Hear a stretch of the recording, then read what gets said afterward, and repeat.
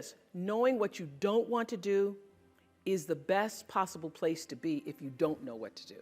Because knowing what you don't want to do leads you to figure out what is it you really do want to do. The truth is, I have from the very beginning listened to my instinct. All of my best decisions in life have come because I was attuned to what really felt like the next right move for me. And so it didn't feel right. I knew that I wouldn't be there forever. I never even learned the streets in Baltimore because I thought, I was there longer than I thought. I was there 8 years. I should have learned the streets. But I kept saying to myself, I'm not going to be here long. I'm not going to be here long. I'm not going to be here, so I'm not going to learn the streets. So when I got the call to come to Chicago, after starting with a co-anchor and working in talk for several years, I knew that it was the right thing to do. And I knew that even if I didn't succeed, because at the time there was a guy named Phil Donahue, who was the king of talk and was on in Chicago, and every single person except my best friend Gail said, you're gonna fail. Every single person when I left, my bosses by this time thought I was terrific and said, you're walking into a landmine, you're gonna fail, Chicago's a racist city, you're black, you're not gonna make it. Everything to keep me staying. They then offered me a car and an apartment and all this stuff. And I said, no, if I fail, then I will find out what is the next thing for me, what is the next true thing for me. It felt right to you, so you went for it. Because it felt like this is now the move I need to make.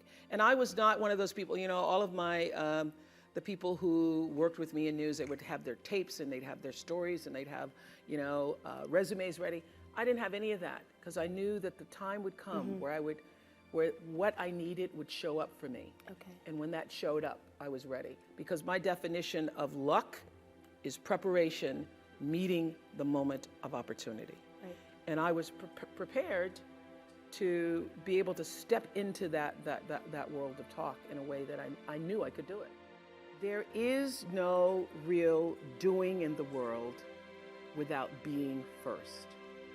For me, being, your presence, your connection to yourself and that which is greater than yourself is far more important than what you do, but also is the thing that fuels what you do. Right. And I know that one of the things that is so important for what happens here at the graduate school is that you have leaders who are self-actualized and understand what your contribution to change the world can be. You can only do that if you know yourself. You can only do that you cannot do it unless you take the time to actually know who you are and why you are here. Now, I happen to know for sure that every human being comes called, and that the calling goes beyond the definition of what your job is. That there is an innate, supreme moment of destiny for everybody.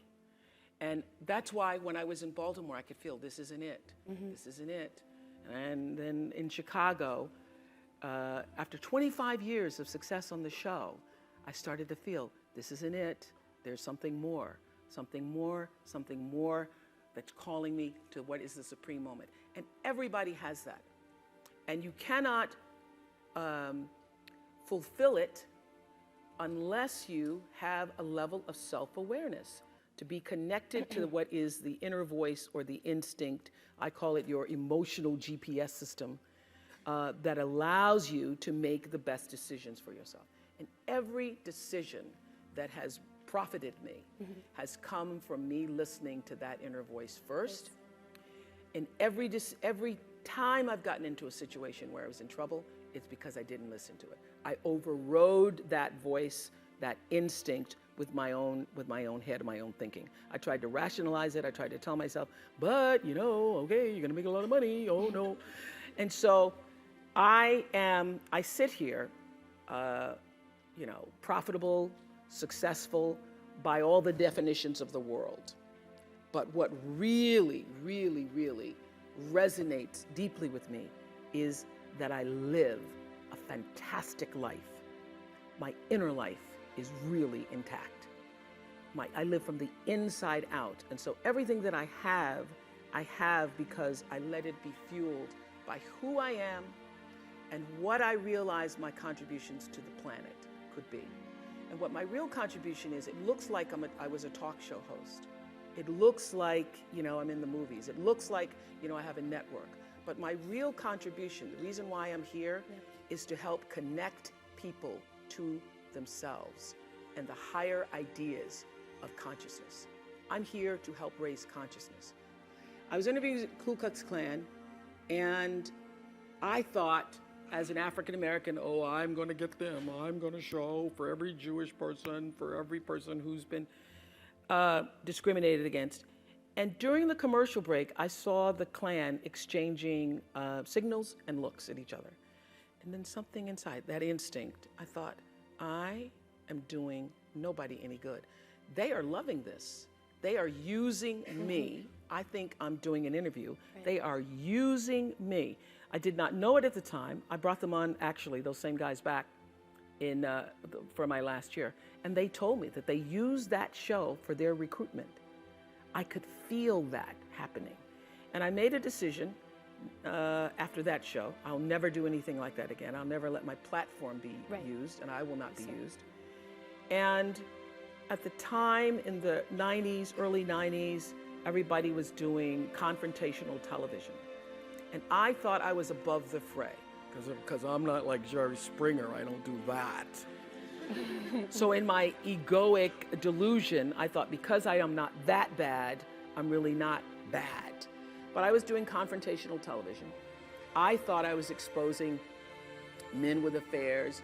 We happened to have a guy on who was talking about how he'd had an affair with his wife, and he was crazy enough to come on with his wife and his girlfriend. People ask me, why do people do that? It's because nobody ever asked him. So you say, would you come on with your wife and your girlfriend? He goes, sure.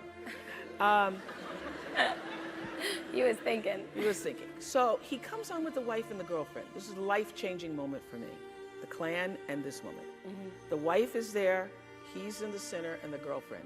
And he tells his wife, he announces, we were live television at the time, and he announced that to the world and to his wife that his girlfriend was pregnant. And I did, you see her face, your mouth's open right there. I did exactly that. I went, oh my God. And you could hear the gasp in the audience and the thing.